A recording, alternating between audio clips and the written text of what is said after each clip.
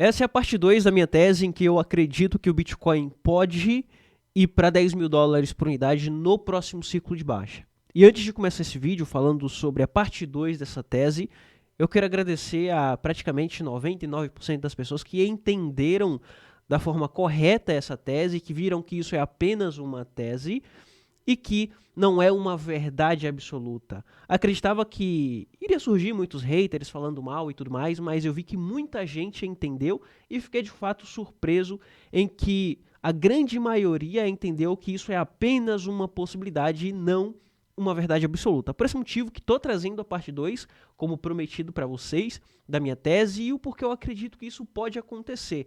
Não que vai acontecer ou que o Bitcoin vai cravar os 10 mil dólares por unidade. No próximo bear market, sim, o Bitcoin vai cair, a gente vai ter queda de mais de 70% no Bitcoin, isso aconteceram em todos os outros ciclos.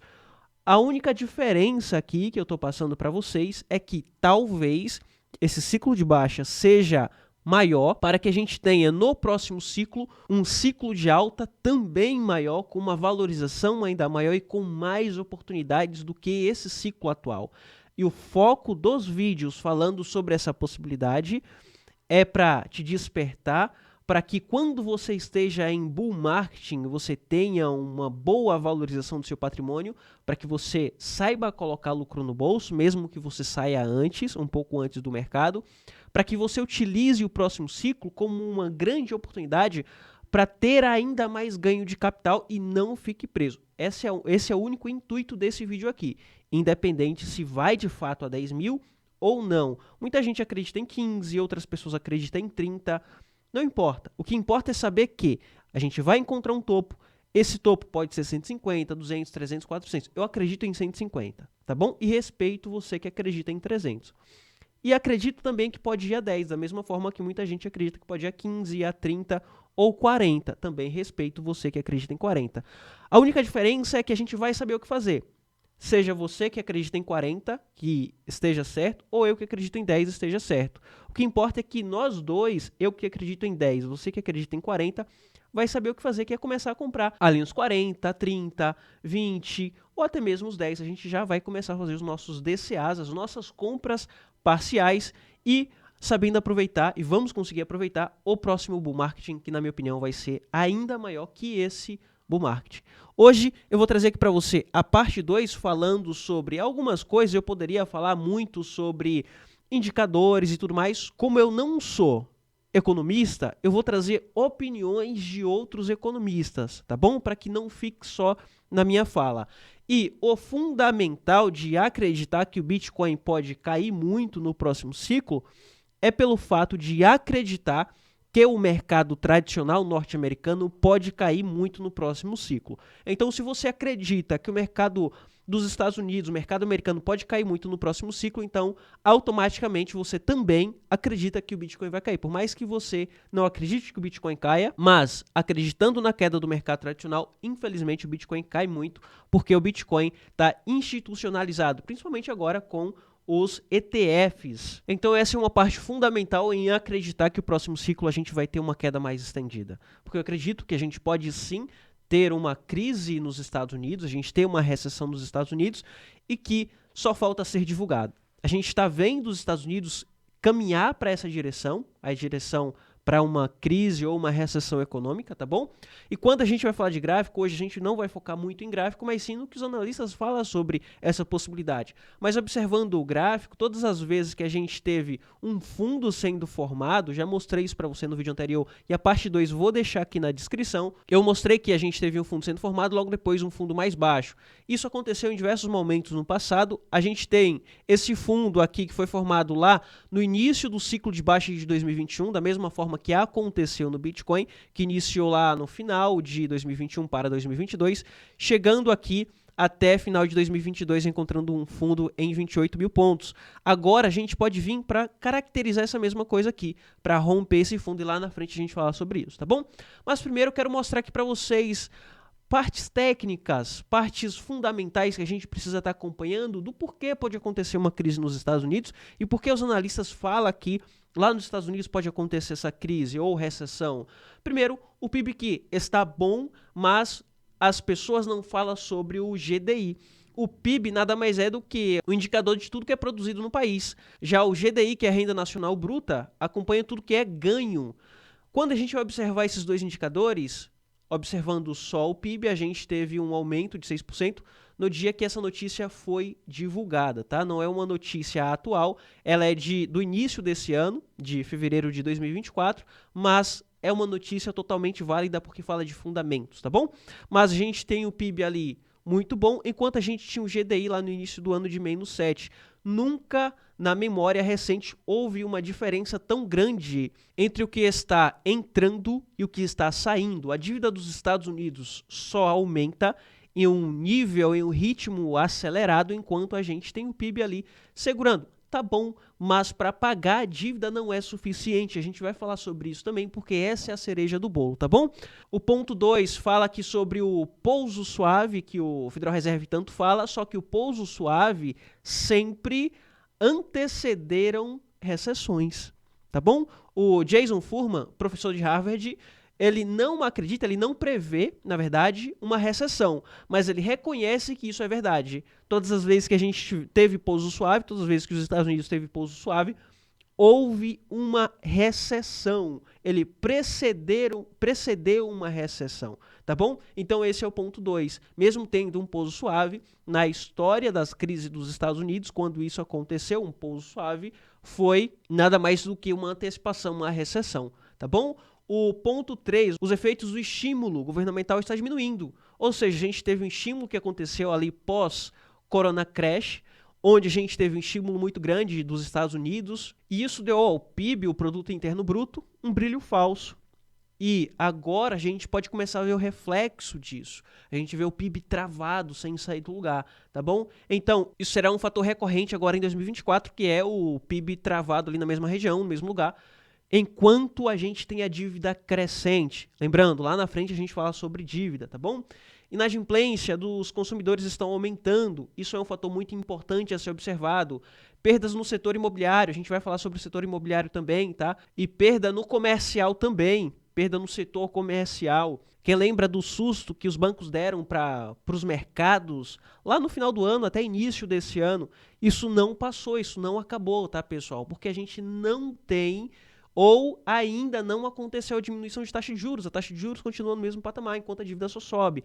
Os sustos sobre os bancos regionais ainda não passaram. A qualquer momento isso pode ser ressuscitado e bancos podem voltar a quebrar, mostrando para a gente o início de uma recessão para os Estados Unidos, tá bom?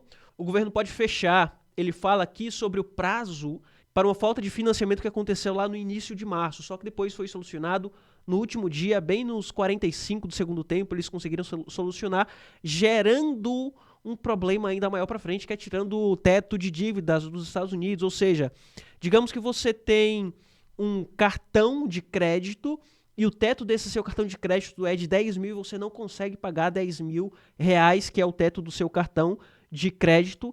Porém, você gasta tudo, você estoura o limite do seu cartão, que é de 10 mil, que você não consegue pagar. E a solução que o banco passa para você é aumentar esse teto de dívidas que você tem, que seria de 10 mil, e tirando totalmente esse teto de dívidas que você tem e falando, olha, quando chegar lá no próximo ano, iniciozinho do próximo ano, a gente vê como que fica.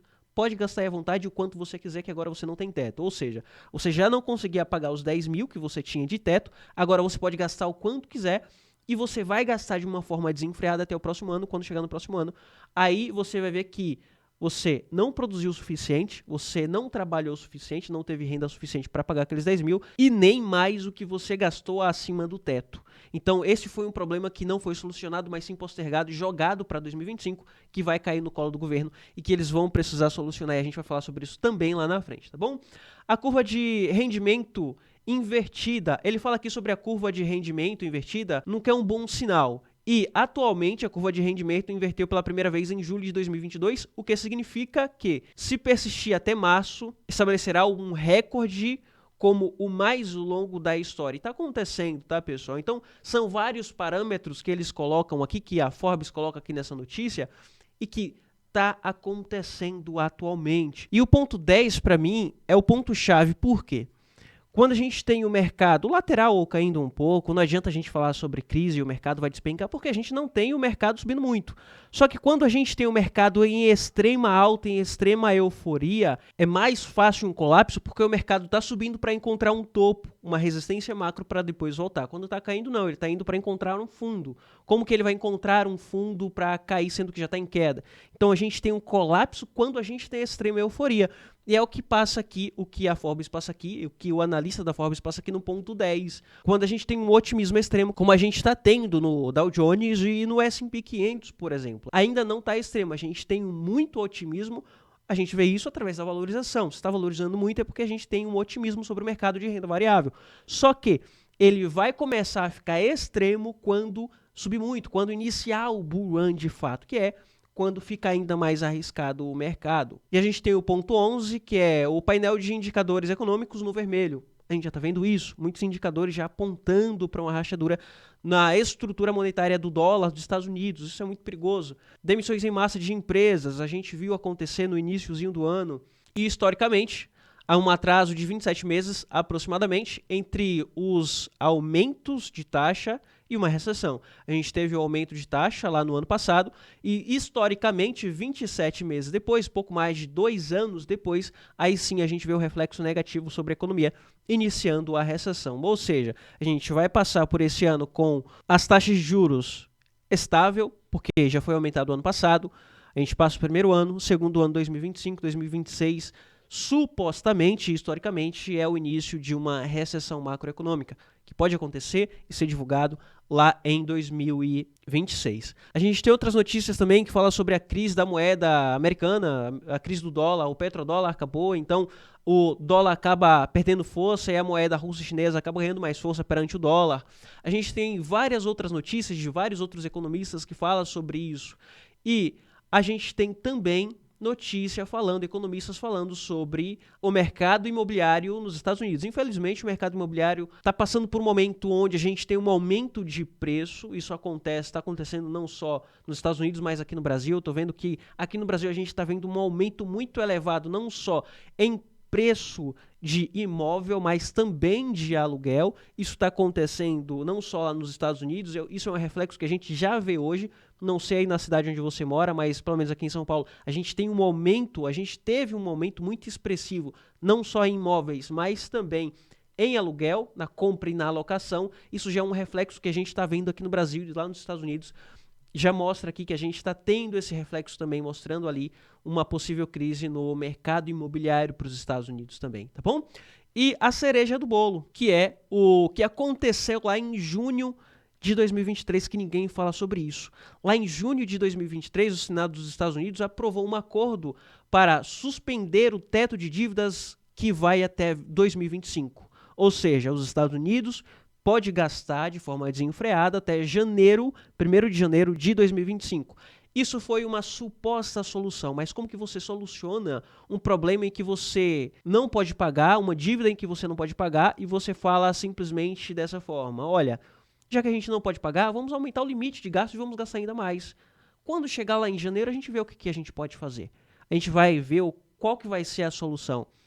Como que vai ter uma solução para algo que eles já não conseguiram solucionar nesse ano e aumentaram ainda mais o problema, aumentaram ainda mais a dívida. O PIB não está crescendo o suficiente para solucionar, para sanar esse problema, para sanar essa dívida que os Estados Unidos têm. Então, supostamente, 2025 a gente pode ter ali os Estados Unidos dando um calote. Então, a gente pode ter essa paralisação que não aconteceu em março acontecendo lá em 2025. Ou eles podem tirar de novo o teto de dívidas e continuar gastando ainda mais, aumentando e postergando esse problema. Então, por esse motivo, que eu acredito que temos motivos o suficiente para 2025 os Estados Unidos entrar em uma contração monetária, porque o Federal Reserve e o governo dos Estados Unidos vai precisar tomar uma medida perante a isso. E a medida para solucionar isso é entrando em uma economia contracionista, tirando liquidez no mercado para que eles consigam diminuir a inflação, que inflação nada mais é do que dinheiro entrando de forma desenfreada no mercado, e para isso eles precisam tirar esse dinheiro, tirar essa liquidez do mercado, entrando em uma economia contracionista.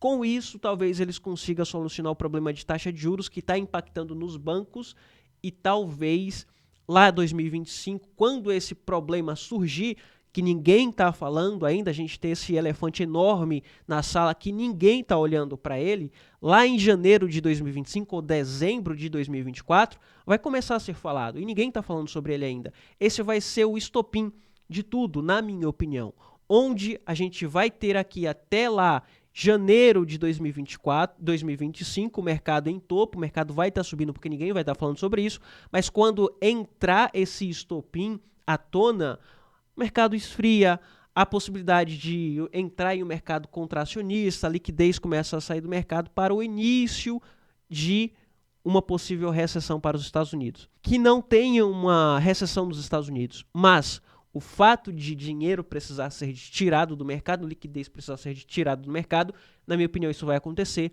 E quando isso acontecer, não vai ter dinheiro para todo mundo. Poucas pessoas vão estar investindo e grande parte dos grandes investidores vai estar tirando dinheiro de renda variável, mandando lá para renda fixa. Tá bom? Então, essa é a segunda tese. A parte em que eu acredito que a gente pode ter uma contração na economia dos Estados Unidos, puxando também o Bitcoin, porque, infelizmente, o Bitcoin está acompanhando o mercado de renda variável. As formações são bem parecidas. E lá em 2021, detalhe importante, tá? Lá em 2021, no bear market de mercado tradicional, a gente teve uma queda de 20%. O próximo bear market para mercado tradicional pode ser uma queda de 40%, ou seja, vai cair o dobro. Lá em 2021, Bitcoin teve uma queda de 70%, enquanto o mercado tradicional caía 20%. Agora, a gente tem a possibilidade de mercado tradicional cair o dobro. Obviamente, não tem como o Bitcoin cair o dobro. Mas o Bitcoin pode cair mais que o ciclo passado, rompendo esse fundo passado aqui e caindo ali a um fundo que era esperado, onde tinha liquidez e não foi buscado. E ele pode buscar agora caindo aí aproximadamente 92%. E não é algo ruim, desde que você saia no ponto correto ou no melhor ponto possível, não existe o ponto certo, mas o melhor ponto possível, que é colocando lucro no seu bolso. Saindo em um bom ponto, aquelas pessoas que venderam uma key institucional que conseguiu fazer um bom lucro, vai voltar a recomprar e comprar pesado, trazendo um bull market, o próximo bull market, um bull market ainda maior, com maiores valorizações também, tá bom? Então, essa é a segunda parte da tese. Obviamente teria mais coisas para mim estar mostrando aqui para vocês, mas o vídeo vai ficar muito longo. Então talvez em próximos vídeos eu fale um pouco mais sobre essa teoria, sobre mais coisas em que eu acredito que isso pode acontecer, como por exemplo o institucional começar a shortar Bitcoin. Tem a outra parte da tese em que os ETFs vai afetar de uma forma negativa quando o mercado começar a cair, e quando o mercado começar a cair, a gente vai ter fundos de investimento fazendo short selling. Eles fazem isso no mercado tradicional e vai fazer aqui no mercado cripto também. E quando isso acontecer, a gente vai ter um aumento na pressão vendedora, fazendo com que o Bitcoin caia mais do que o normal, porque antes a gente não tinha institucional como gestoras de ETF shortando Bitcoin, agora a gente vai ter esses fundos shortando Bitcoin e despejando Bitcoin também. Eles não são detentores dos Bitcoins que tem em ETF, então se as pessoas estão vendendo, eles precisam vender, e isso tudo vai confluir para uma queda ainda maior no Bitcoin. Então, em um próximo vídeo eu continue essa parte da tese falando sobre os ETFs e sobre o impacto dos ETFs aumentando ainda mais o ciclo de baixa no Bitcoin, levando o Bitcoin para 10 mil dólares por unidade, tá bom? Se você gostou do vídeo, se o vídeo te ajudou de alguma forma, deixa o like, que vai ser sempre esse intuito, te ajudar da melhor forma possível, lembrando que isso é uma tese apenas, não é uma verdade absoluta, isso é apenas para caráter de estudo, para que você fique atento aí, tenha um pouco mais de cautela quando o mercado estiver em bull marketing, quando a gente tiver aquela pernada maior no mercado, para que você realize, coloque lucro no bolso e não fique preso para o próximo ciclo de baixa, tá bom? Vou ficando por aqui, te vejo no próximo vídeo, foi.